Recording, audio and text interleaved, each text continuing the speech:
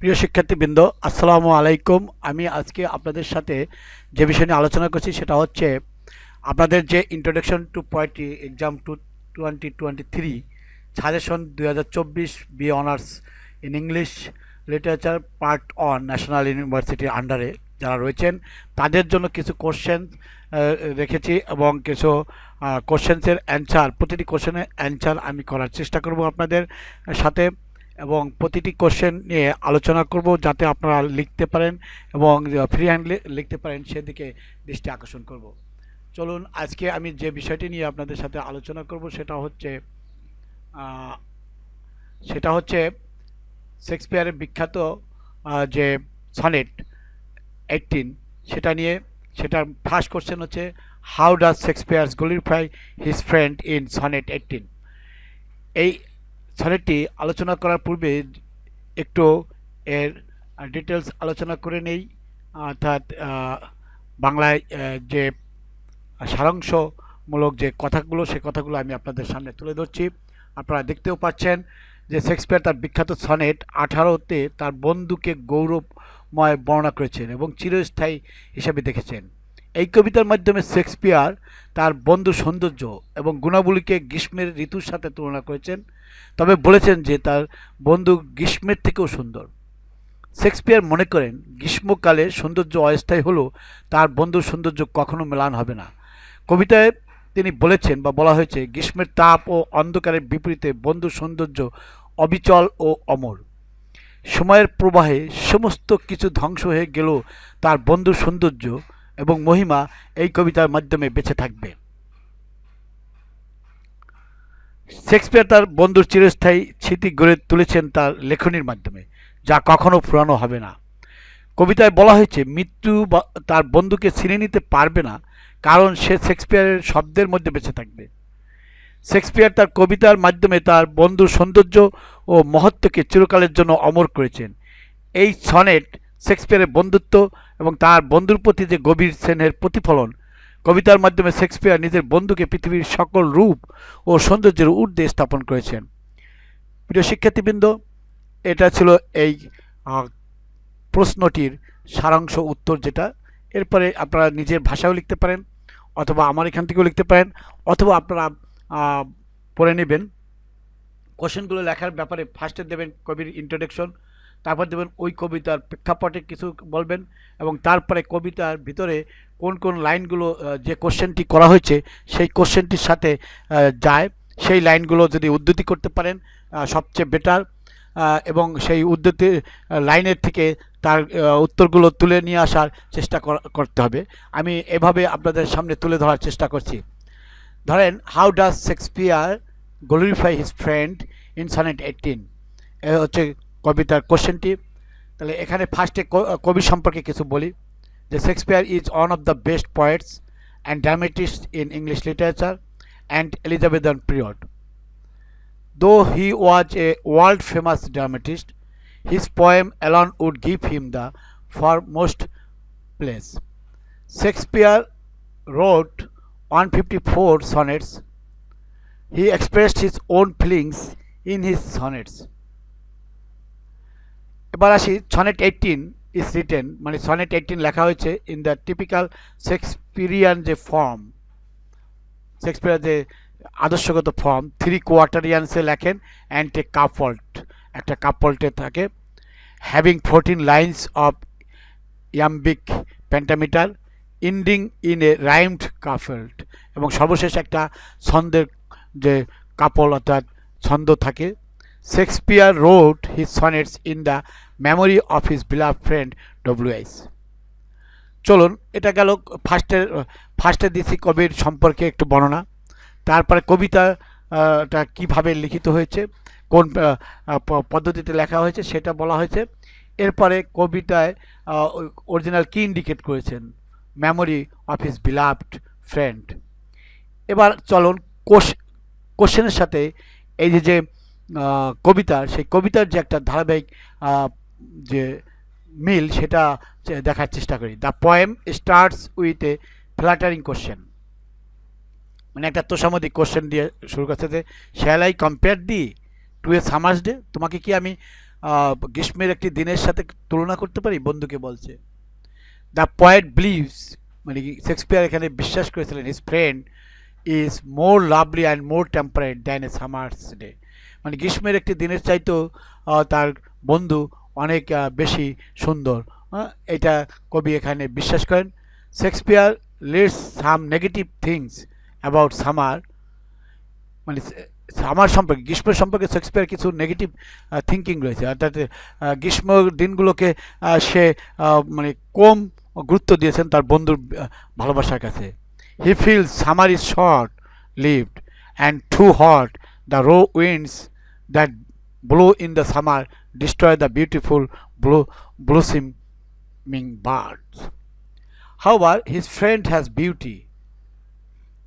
এবার শেক্সপিয়ার সামারের দিনগুলোকে তো বলছেন যে he feel summer is short lived, মানে সামার খুব সংক্ষিপ্ত সময় থাকে। অ্যান্ড টু হট, অত্যন্ত গরম, দ্য রো উইন্ডস, মানে যে তীক্ষ্ণ বাতাস, দ্যাট ব্লো, যা প্রবাহিত হয়, ইন দ্য সামার, গ্রীষ্মকালে, ডিস্ট্রয়, ধ্বংস করে, দ্য বিউটিফুল ব্লোসমিং বার্ডস, মানে গ্রীষ্মকালের যে সুন্দর প্রস্ফুটিত অঙ্কুরোদ্গম ফুলের যে সেগুলো ধ্বংস করে দেয়। হাউবার, যাই হোক, হিজ ফ্রেন্ড, তার বন্ধু, হ্যাজ বিউটি, তার বন্ধুর রয়েছে সৌন্দর্যতা, that will last forever, যা কখনোই শেষ হবে না, and will be rejuvenated with the passage of time, unlike the feeling beauty of a summer's day. এবার তার বন্ধু সম্পর্কে এগুলো বললো, এটা আপনার ভাষায়, নিজ ভাষায় আপনি লিখতে পারেন। Shakespeare glorifies his friend in two ways, দুইভাবে তার বন্ধুকে সে মহিমান্বিত করেছে। As evidenced in the structure of the poem, এভিডেন্সটা হচ্ছে প্রমাণিত, মানে কবিতার যে স্ট্রাকচার তার ভিতর প্রমাণ হয়েছে যে কবি তার বন্ধুকে দুইটি পদ্ধতিতে সে গ্লোরিফাই করছে। ইন দ্য ফার্স্ট 6 লাইন্স, প্রথম 6 লাইনে, he compares his friend to a summer's day, সে তার বন্ধুকে গ্রীষ্মের দিনের সাথে তুলনা করেছেন।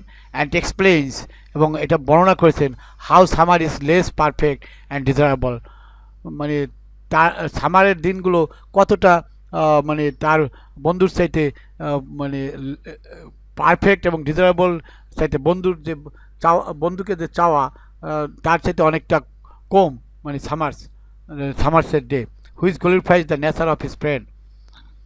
এবার চলুন যে 6টি লাইনে কবি এই উক্তিগুলো করেছেন সেই লাইনগুলো আপনি উদ্ধৃতি করে দিতে পারেন, তাহলে অনেক বেশি প্রাসঙ্গিক হবে।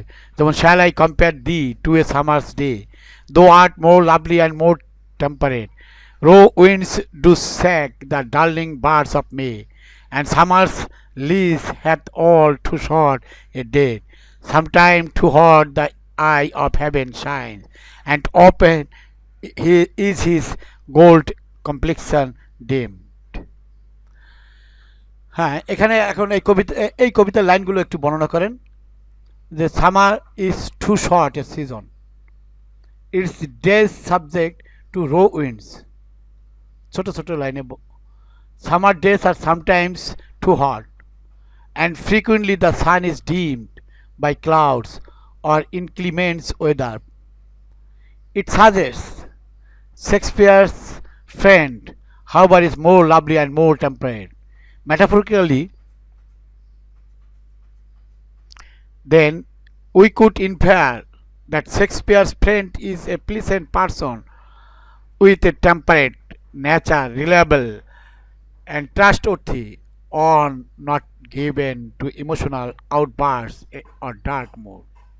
এরপর যেটা বলতেছি, in the reminder of the sonnet, Shakespeare মানে স্মরণ করে দিচ্ছেন যে Shakespeare emphasises that nature is transitory, প্রকৃতি খুবই ক্ষণস্থায়ী, but his friend will be immortal, living within the lines of the sonnet as long as the sonnet can be read. চলুন কি বলছেন, যে and every fair from fair sometimes declines, by chance or nature changing cars untrimmed, but the internal summer shall not fade, nor lose possession of that fair thou wist, nor shall death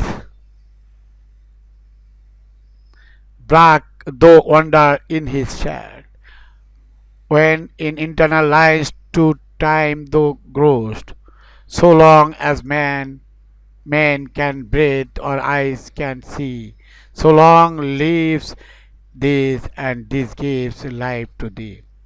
এবার অল্পতে দু চারটি কথা বলে শেষ করতে পারেন যে everything fair in nature declines, nature's curse is on of changes, his friend however shall not fade or become less fair or even die. Shakespeare glorifies his friend by preserving his line in sonnet 18. মানে Shakespeare তার বন্ধুকে মহিমান্বিত করে রেখে যাবেন এই তার কবিতা 18 লাইনের যে মানে সনেট 18 যে কবিতা সেই কবিতার মধ্যে, সেটা আবার তার কবিতার কোনখানে সে এটা মানে তুলে রেখে গেছেন, মানে লিখে রেখে গেছেন সেটা so long as men can breathe or eyes can see, so long lives this sonnet and this sonnet gives life to thee. এবার শেষ করে দিচ্ছি যে Shakespeare utilises the rhetorical techniques such as repetition, parallelism and wordplay to create memorable lines that resonate with the reader. These techniques contribute to the immortalization of his verse and enhance the glorification of his friend. Perhaps Shakespeare was correct. More than 4 centuries later, we are still reading Sonnet 18 and talking about his friend. প্রিয় readers and প্রিয় students, আপনারা কোশ্চেনটি আপনারা যদি কবিতাটি খুব ভালো বোঝেন, কবিতার বাংলাটি যদি খুব ভালো মাথায় থাকে, আপনারা আপনাদের আঙ্গিকেও কিন্তু অ্যান্সার করতে পারবেন, অথবা আপনাদের যে নোট রয়েছে সেই নোট থেকে পড়ে তবে নিজ ভাষায় লেখার চেষ্টা করবেন। যতক্ষণ পর্যন্ত নিজ ভাষায় লেখার ক্যাপাবিলিটি তৈরি করতে পারবেন তখন দেখবেন যে কোনো কোশ্চেন আপনি অ্যান্সার করতে পারছেন। এটাই হচ্ছে সিস্টেম। ওকে, বিদায় নিচ্ছি।